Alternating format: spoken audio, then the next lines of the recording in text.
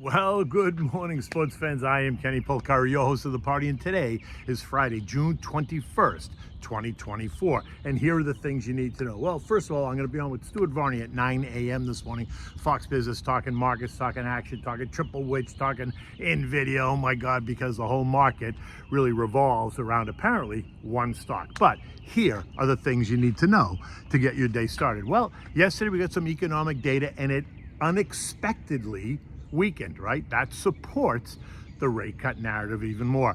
Tech gets slapped yesterday. Nvidia loses $246 billion of value in one day, and that was just a 3.5% decline.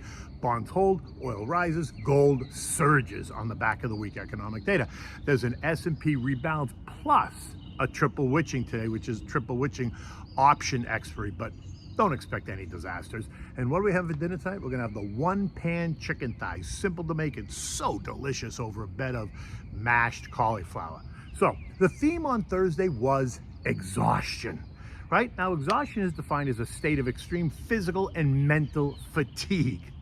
Sound familiar? Because it certainly feels like that lately, right? But before you go there, let's make sure we discuss how the S&P, in fact, breached another century mark before it pulled back, right? That's the 8th century mark since January 1st of 2024. Recall, we began the year with the S&P 4769. At 9:46 a.m. yesterday, the S&P kissed 5505, and then it retreated, unable to push higher, just exhausted from all the action. Now, had you looked at the relative strength index yesterday morning, you wouldn't be totally surprised. It gave us a clue that the near-term pullback was not only possible but plausible. As of yesterday morning, the RSI was at 76.8997, 6 points above the 70 mark, which is the level that defines overbought, causing buyers to become a bit more cautious, think less aggressive, more patient. And what that means is that the buyers are just taking a break, right? While they're there, they're not gonna run over and step over each other to try to buy Nvidia, which, by the way, lost 3.5% yesterday, or like I said, $246 billion of value. And it's down another 2% this morning. Oh boy. This morning, the RSI on the S&P is at 73.335. It's still in overbought territory and still suggesting a possible weakness. Now, futures are down and European markets are all lower as well. But don't distress. Possible weakness does not mean crash, bang, boom, and it's all over. It doesn't mean that at all. It just means that the buyers are tired, right? They need to regroup, which might mean that the sellers, who thought that stocks can only go one way and who are anxious to ring the cash register, are going to become the aggressor and start to hit bids on the way down in order to raise cash and get out, right? And so it is buyers and sellers managing and pricing risk every moment of every day. Now, the long-term investor doesn't necessarily do it every moment of every day, but understand the theme, right? And where did we see the exhaustion? That's right, technology. The XLK down 1.2%, but more specifically, Nvidia gave up 3.5%, but it's still up 172% year to date. Apple gave up 2%, it's still up 9%. Broadcom gave up 3.7%, it's still up 55%. Qualcomm gave up 5%, it's still up 48% in a year. AMAT down 3%, but it's still up 48%. KLA down 4%, it's still up 42% on the year. We saw weakness in the semis, right? The SOX down 2.7%, but still up 31% in the year. Cybersecurity is down 0.3%, still up 2%. Expanded tech down 1%, still up 26%. Expanded tech software down 0.1%, but it's still up 3% year to date. Hardly anything to panic about, and hardly anything to cause you to shift your long-term plan. In the end, it was a mixed performance. At the closing bell, we saw the Dow gain 300 points, or 0.8%, leaving it up 3.8% year to date. The S&P is down 14 points, or 0.25%, but it is up 14.75% year to date. The Nasdaq gave up 140 points, or 0.8. It's still up 18% year to date. The Russell's down 8 points, leaving that one down 0.5% year to date. The equal weight gave up 4 points, leaving that one up 4.4% year to date. Now, note that the Dow, the Russell, the Trans-Pacific, and the equal weight S&P have all been relative underperformers this year compared to the S&P and the Nasdaq. The rally clearly driven by tech is all too obvious, and if you're getting nervous now, then you just might be too overweighted in that one sector. So have the conversation. Now, just an FYI, while the S&P has managed to kiss new highs 31 times this year, The 10 largest stocks in the S&P, mostly tech, have outperformed the other 490 names, which only means that you can't get caught up in the mania. You need to focus on the broader picture and build a well-diversified portfolio. Look, has anything really changed? Bullish sentiment remains intact. Economic data remains mostly robust. Bond yields have not exploded higher, and the recent bond auctions have found plenty of interest. Now, yesterday's $21 billion auction of 5-year tips was just another example. That was well received. The Fed, while softening a bit, does remain committed to the trade, holding rates here for longer than many thought possible as they try to kill the inflation monster, which, by the way, Neely Kashkari, Minneapolis Fed president, told us yesterday most likely will take another year or two. Now, just a note on this. The Fed held rates at zero for 14 years, right? It's 168 months. They only started to raise rates in March of 22, and they didn't hit 5% until May of 2023.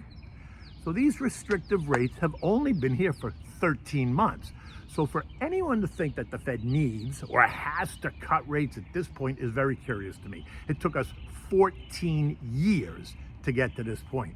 It's not going to be over in 14 months, right? So remember, consumers are exhausted with the ongoing higher prices. Recall last week's University of Michigan survey, which plunged to a 7-month low. Inflation, as seen by consumers, is still clocking in at 3.4% annually. So the risk of reigniting inflation that the Fed runs by cutting prematurely is adding fuel to the fire that they are trying to put out. In this case, the Fed does not want history to repeat itself, right? Think 1980, 1982. Again, you have to ask, why would they cut rates right now? Have they managed that soft landing where economic data points remain robust but inflation subsides? Not yet, but we might be getting there, but not yet. And that would be a big positive if they did. Or are they considering cutting rates because the economic data is showing signs of weakening, all while inflation remains alive? Kinda, because that would be a very different story and one that's less positive, right? And that would change the thesis just a bit. Now, depending on where you are in this question is going to determine how you allocate your money to investments. But remember, for the long-term investor, it's time in the market, not timing the market, right? Which doesn't mean that you don't tweak it along the way, but it does mean you don't completely change a well-diversified, a well-thought-out plan unless the thesis, in fact, changes. And I mean the total thesis, right? Again, at some point, you have to be comfortable with being just a bit uncomfortable. Valuations are high, yes, they're stretched versus history, so a pullback is widely expected, and you should actually welcome that. So if you have more money to put to work, you can afford to be patient. Remember, if you do nothing at the moment, your government money market fund is paying you 5% to hold cash, and that is an investment decision, right? So for now, there's no reason to think that it's the beginning of the end. I mean, how long have we been hoping for this pullback, to take the fluff out, to shake the branches just a bit? Not sure about you, but I've been waiting and waiting because, you know, I thought we were going to shake the branches a month ago, and all we did was continue to go straight up on this Nvidia mania. Now, what doesn't mean I haven't found opportunities. I have, right? Think healthcare, utilities, financials, industrials, sectors that will help balance out the portfolio. But if you want to add tech, then you want to see it come in a bit. You don't want to be chasing tech way up here, right? You already own it, so you're participating. You want to buy more, but let it pull back. Yesterday's eco data was weaker, showing an unexpected decline in housing starts, coming in at down 5.5% versus the expected gain of 0.7. Building permits also disappointed, coming in at negative 3.8% versus the expected gain of 0.7.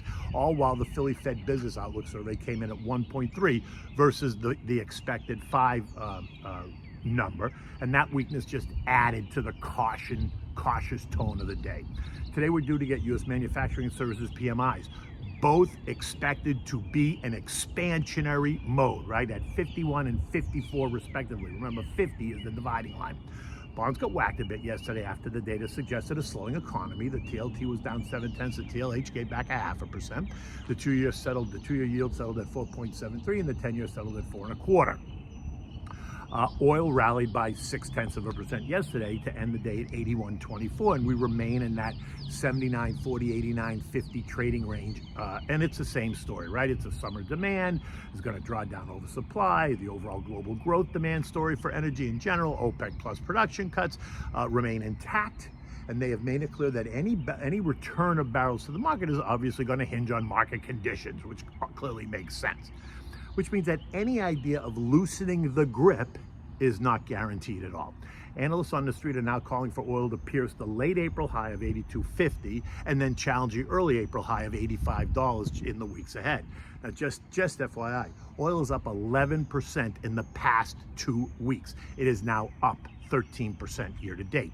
Gold shot higher yesterday, up 1.1% or $26 an ounce. And again, this morning, it's up another 0.5% or $11 more an ounce, trading at $23.80.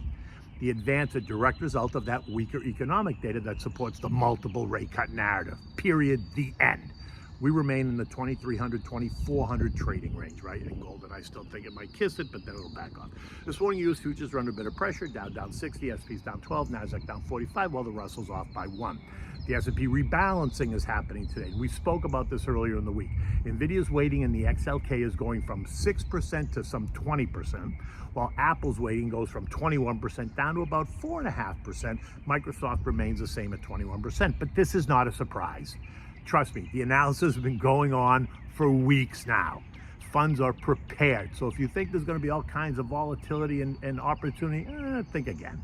There's going to be big volumes on the close, but it's not going to be big dislocations unless, of course, someone screws it up and forgets to put in their side of the order, right? Because there's going to be both a buyer and a seller, which, by the way, has happened. Trust me, I know after spending 40 years on the New York Stock Exchange. And then there's triple option expiry, known as the triple witching, where options on stocks, indexes, and futures all mature at the same time. And today it's expected that there's going to be $5.5 trillion of options that are set to expire and need to be rolled over. And while that sounds dramatic and it sounds like a big number, it's just a number. It all happens seamlessly. Again, the only thing about today is that it coincides with the S&P rebalancing, which just adds a bit of spice to the equation. But again, trust me, they've been planning on this for weeks. They've been testing it. They know what they need to do. It'll happen seamlessly. European markets are all lower. Bank of England kept rates unchanged yesterday, but they hinted at a move in August potentially. UK retail sales rose in May. French business confidence held steady for the 6 months straight. Flash PMIs in Germany coming in a bit weaker. At 6 a.m., markets across the board in the Eurozone were down between 0.5% and 1%. The S&P ended yesterday at 54.73, just down 13 points. The VIX, which is the fear index, rose by 6.3% yesterday and is up another 1.2% this morning at 13.45. Trendline resistance is now at 13.85 and then again at 14, so there's two of them converging there. Any angst will see us shoot right up and through those levels, and if we do, then watch as stocks weaken. Look, all we need is for one stock to weaken. That's it. Then the whole market's going to follow, because then there'll be, that nervousness. Remember, having a plan is key for the long-term investor. And while the surge higher is great, emotional fear of missing out decisions are never a good idea. Give me a call to discuss, because I'm always happy to talk about long-term planning and creating long-term and generational wealth. Okay, so what are we having today? We're having this one-pan chicken thighs. I made this yesterday. It's so delicious, right? I actually put it over mashed cauliflower, which I'll show you. I took a couple of pictures, so I'll post it on Twitter. For this, I used 6 thighs, skin on, bone in, a large red onion, plenty of garlic. You need flour, butter, olive oil, paprika, salt and pepper. I used 4 tomatoes and 2 tablespoons of sour cream. You want to begin by seasoning the thighs with salt and pepper on both sides, right? And then brush it with some olive oil, right? So after you season it, just brush it with olive oil. In a large saute pan that's going to accommodate all the chicken, I melted about 3/4 of a stick of butter and a splash of olive oil. I let it get nice and hot. Once it gets hot, but it doesn't burn, I add the seasoned thighs into the pan and I brown. You can hear them sizzle when you put them in. So I brown them on one side, maybe 5 minutes or so, and then I flipped them and I browned them on the other side. maybe another 5 minutes. Remove and set aside. There's no reason to cook it completely right now because we're going to put them back in the sauce to simmer for about 30 minutes. Now, take that out, put those aside. Leave the oil and stuff that's in the pan. Now you're going to add the sliced red onion and the chopped garlics. I used, 1 large red onion slice. I used about 7 cloves of garlic. I smashed it and then I chopped it. I put it in there and I sauteed it around. And I let it saute for 5 to 8 minutes or so. Then I added the paprika, about a tablespoon of paprika, and then I added 2 tablespoons of flour. I mixed it well to incorporate it. And while that was happening, I turned the heat down to simmer, and I just let it incorporate. While that was happening, I took my tomatoes, I sliced them in half, I took the stem out, and then I cubed them, and I put them in the food processor, and I blended it until it was smooth. Just the tomatoes, nothing else. Now, I then added the blended tomatoes to the saute pan, and I mixed it. I seasoned it then with salt and pepper to taste, and I incorporated it with the red onions and the garlic and all that. I brought it to a boil, and then I turned it down to simmer. I added 2 tablespoons of sour cream to incorporate, and then I took the chicken thighs and I placed them back into the pan, and I covered it and let it simmer for another 20 minutes covered, and then I took the cover off and let it simmer for 10 minutes more. Then I made the cauliflower mash while that was happening. So I had the cauliflower, the butter, the cream. I used half and half, and then again some sour cream. I brought a pot of salted water to a rolling boil. I peeled back the cauliflower, I sliced it into pieces, I added it to the water, I boiled it for 5 minutes, I removed it and I strained it. Then I put the cauliflower into the food processor with some butter and cream. I blended it until it was nice and smooth. I removed it, put it in a bowl. I added 2 tablespoons of sour cream. I mixed it, I tasted it, I seasoned it with salt and pepper to adjust, and then I just set it aside, right? At this point, you could also add maybe a favorite cheese, a shredded mozz, or maybe you're gonna put grated Parmesan in there, or locatelli romano, but you could do something interesting if you want. When it's ready, I spread the cauliflower mash on the plate, and then I took the chicken thighs, one of the chicken thighs, I put it right on top of the mashed cauliflower, and I spooned some of the sauce over it. Oh my God, it was simple. It was delicious. It was easy to clean up because it was really 1-pan chicken thighs. In any event, it is an absolutely spectacular day down here in South Florida. The sky could not be bluer than it is, and actually for 7:30 in the morning, it's probably about 75 degrees, so it's actually very, very comfortable and beautiful. I'm on my way up to Cape Cod this weekend. I'll be in New York City Monday, Tuesday, and Wednesday next week on with Liz Clayman and Maria Bartiromo on Wednesday. I'll be on Yahoo Finance on Tuesday. In any event, until I see you next week, take good care.